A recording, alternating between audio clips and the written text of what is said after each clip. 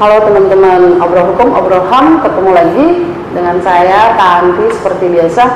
Kali ini kita mau ngobrolin hal yang lagi hangat, yaitu penerimaan calon pegawai negeri sipil. Nah, di sini kali ini saya ditemani oleh Ibu Kadit Administrasi Kanwil Banten, Ibu Sorka. Siap. Ya Ibu, nanti pengen ngobrol singkat, santai sama Ibu. Kan gini nih, masyarakat sekarang nih, terutama para pencari kerja ya Bu, semua matanya tertuju pada penerimaan calon pegawai negeri sipil. Nah, ini saking menariknya, pasti banyak yang ingin tahu apa sih itu, dengan sistem apa sih penerimaan sekarang. Kalau zaman dulu kan datang ke kantor lembaga daftar sendiri. Nah, kalau yang sekarang bagaimana nih? Iya, sekarang pendaftaran itu langsung sistemnya online ya, langsung ke alamat halaman kita di penerimaan CPNS kemenkumham.go.id, dan peserta juga pelamar langsung mendownload dokumen-dokumen yang menjadi prasyarat untuk masuk menjadi calon pegawai negeri sipil di Kemenkumham. Nah, setelah mendownload itu nanti petugas verifikasi juga memverifikasinya secara online, sehingga tidak bertemu kontak langsung dengan pendaftar atau pelamar. Nah, nanti hasilnya itu setelah diverifikasi akan dicek lapangan. Nah, itu memang kita setelah ada verifikasi, ada berkas-berkas yang sesuai atau tidak, diumumkan. Itu namanya verifikasi administrasi ya, tes administrasi, seleksi administrasi. Setelah seleksi administrasi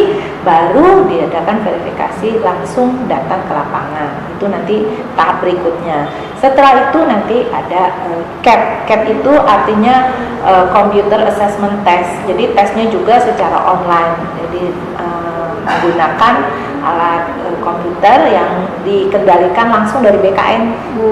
Nah, itu yang akan dilakukan dalam waktu dekat ini.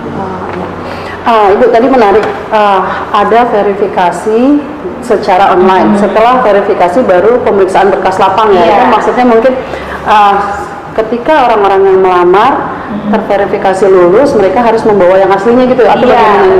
Betul. Jadi pada saat dia mendownload dokumennya kan itu tidak langsung dibawa apakah betul atau tidak. Nah, itu baru dicek, rechecknya lagi yang verifikasi melalui lapangan itu tadi. Nah Bu, berapa lama dari verifikasi secara online sampai ke lapangan itu? Ada 2 minggu. Kurang lebih 2 minggu ya Bu. Nah ini Bu, menarik juga karena kan kalau sekarang tes CPNS itu pakai CAT ya Bu, Computer Assessment Test ya. Iya. Nah biasanya ini isinya apa aja sih Bu, tentang apa aja? Dia itu satu psikotes pastinya, ya kompetensi dasar seseorang untuk kemampuan intelektualnya, intelijennya, dan juga ada kita seperti keluarga negaraan juga di dalam muatan materi CAT itu. Nah, tapi itu baru tingkat dasarnya. Nanti kalau udah lulus pengumuman itu naik lagi ada CAT bidang. Jadi ada kompetensi bidang lagi. Jadi ada 2 kali untuk CAT. 2 kali CAT ya Bu ya. Pertama CAT itu kemampuan dasar, yang kedua udah. Nah, ini kalau untuk tes ini pengumumannya langsung apa kita nunggu waktu lagi 2 minggu? Masih ada lagi, tunggu waktu lagi. Memang saat itu hasil waktu CAT sudah bisa ketahuan yang jumlahnya dan nilai kita, tapi untuk kelulusannya, untuk akumulasi dari seluruh peserta yang dinyatakan lulus itu ada waktunya lagi. Yang secara resminya ya, nanti diumumkan dari kita.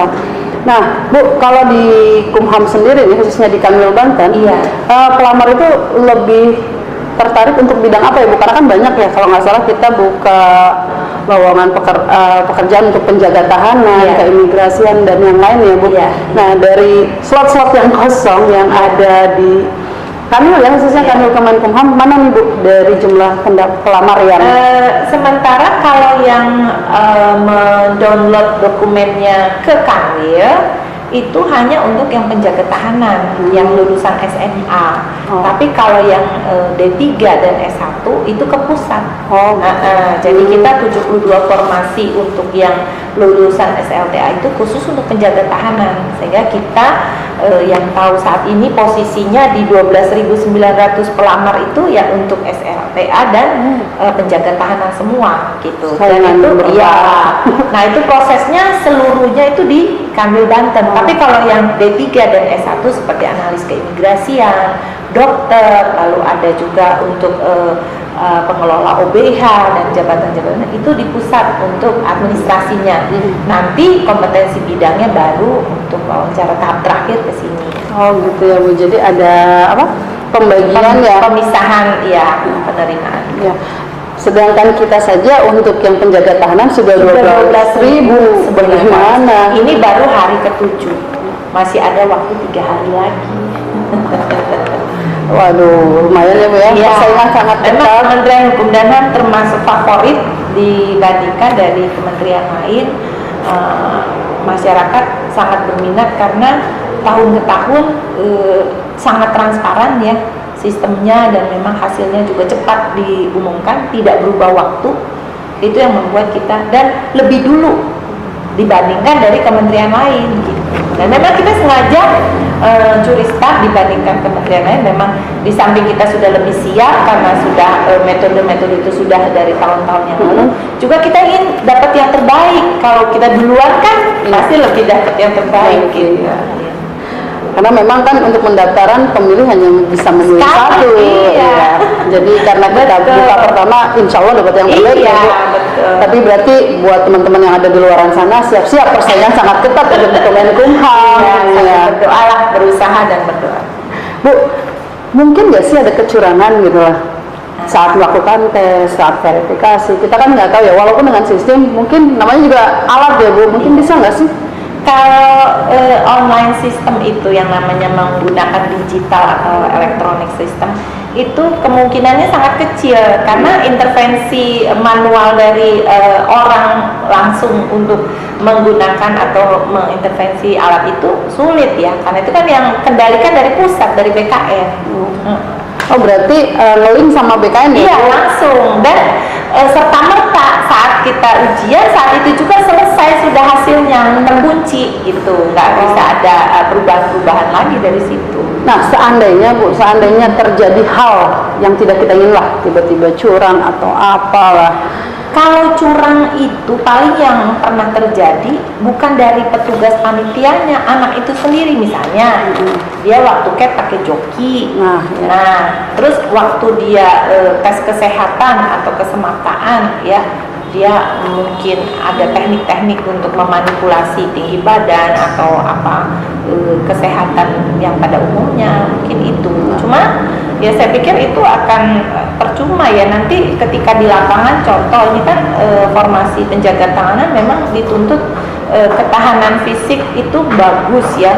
Kalau dia rekayasa, dia manipulasi, nanti ketika di lapangan akan tersiksa sendiri gitu kan. Kalau namanya penjaga tahanan itu kan tentu akan ada shift pagi, ada shift malam. Terus kalau dia nggak sehat pada umumnya, ya pastilah dia jadi sakit-sakitan, dia akan menjadi gampang sakit. Bu, tadi menarik Ibu bilang ada tes kesemaktaan ya, iya, untuk penjagaan ya. Iya. Apa sih itu Bu? Nah, tes kesemakatan itu memang seleksi untuk mengetahui ketahanan dan kemampuan fisik seseorang, karena menjadi penjaga tahanan itu ya selain dia sehat secara lahiriah gitu ya, juga sehat mental. Bayangkan aja kalau misalnya seorang itu jaga tahanan, dia dalam keadaan sunyi semuanya, tidur, dia harus berjaga-jaga sendiri, harus keliling komplek di dalam rutan atau lapas, dan orangnya juga cuma sedikit, yang dijaga banyak, itu mentalnya kan harus juga dipersiapkan juga gitu. Mental dan fisik itu. Iya, jadi nanti pada saat itu ada lari ya, biasalah seperti push up dan sebagainya. Tapi lebih lagi nanti kita ada kita wawancara, bener nggak dia siap nih secara mental mengawasi orang-orang yang ada di dalam lembaga pemasyarakatan. Jadi bukan hanya fisik yang harus disiapkan, mental juga, karena yang akan dijaga banyak daripada yang menjaga ya. Banyak, dan pelanggar hukum pula kan. Iya. Jadi senangnya memang menyimpang gitu loh untuk melakukan kita pembina itu kan di dalam lapas, bukan hanya kita cuma sekedar menjaga jangan lari, tapi kita juga bisa mengarahkan dia supaya perilakunya kemudian beralih jadi orang yang taat hukum seperti itu. Berarti kerja di Kemenkumham Berat. Iya. Tetapi alhamdulillah banyak yang minat ya, sampai 12.000 khusus untuk Kanwil Banten saja. Iya, itu baru Kanwil Banten. Berarti di seluruh Indonesia bisa lebih dari itu. Itu dia. Mungkin kita Tergoda Raymond nggak Ibu ya? Enggak Iya. kali Ibu ya? Bisa jadi, itu salah satu kenapa favorit. Satu, tadi yang saya sampaikan bahwa sistemnya berjalan begitu transparan, bisa terjamin ya, memberikan jaminan kepastian. Yang kedua juga remunnya, kita di bawah nomor 2 setelah Kementerian Keuangan. Setelah Kementerian Keuangan. Dan kita itu besarannya segitu baru 80% loh, jadi masih ada kemungkinan akan naik lagi sampai 100%. Dengan resiko yang sama beratnya. Ya, betul itu. Ya, ya Ibu, kalau misalnya kita kan tetap ya Bu, setiap pelayanan pasti ada tempat pengaduan ya Bu. Nah, ya. ketika terjadi kecurangan terhadap pelayanan kita dalam penerimaan pegawai ini, calon pegawai, kemana nih Bu kita bisa? Ini ada call center dan memang kita di Kanwil sifatnya hanya menampung ya, tapi untuk yang menjawab semua itu dari pusat. Itu ada alamatnya, ada nomor teleponnya, di Twitternya namanya CPNS Kumham @Kemenkumham _RI, Instagram @CPNS. Nanti tertulis di bawah dan pasti akan ya. itu. Iya betul. Iya.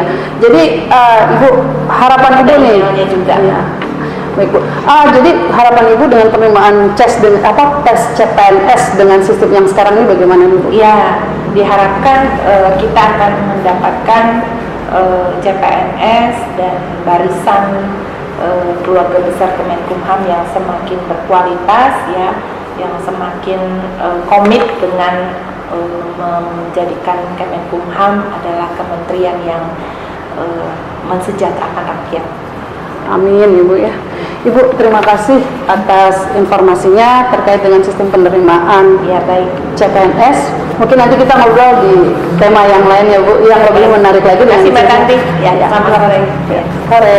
Oke teman-teman, jangan lupa di subscribe, di like, juga boleh ngajuin pertanyaan apa yang pengen diketahui dari Kementerian Hukum dan HAM khususnya yang ada di Banten. Thank you, bye-bye.